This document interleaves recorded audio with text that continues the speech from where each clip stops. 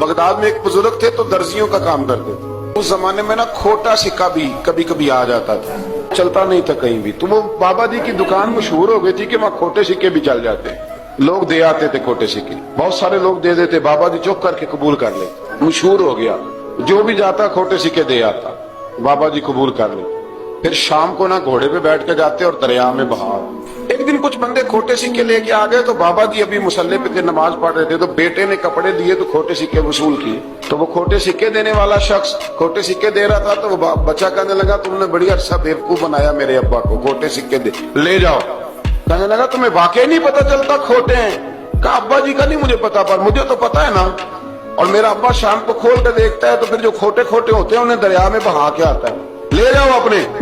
उतनी देर में बुजुर्ग नमाज से फारिग हुए, कहने लगे नहीं नहीं बेटे रख ले, खोटे ही रख ले। कहा जनाब क्यों? फरमाने लगे मैं खोटे इसलिए रख लेता हूँ कि लोगों ने पैसों में मिला के दूसरों को भी तो देने हैं ना, तो मैं चाहता हूँ चलो बाकी लोग नुकसान से बच जाएं, हमारा तो गुजारा हो ही रहा है, बाकी लोग नुकसान से बच जाएं। और फरमाया फिर मैं शाम को जाके दरिया में डाल के आता हूँ कि कहीं मेरी औलाद भी इनको आगे ना चला दे। मैं चाहता हूँ कि और लोग इस काम से बच जाएं।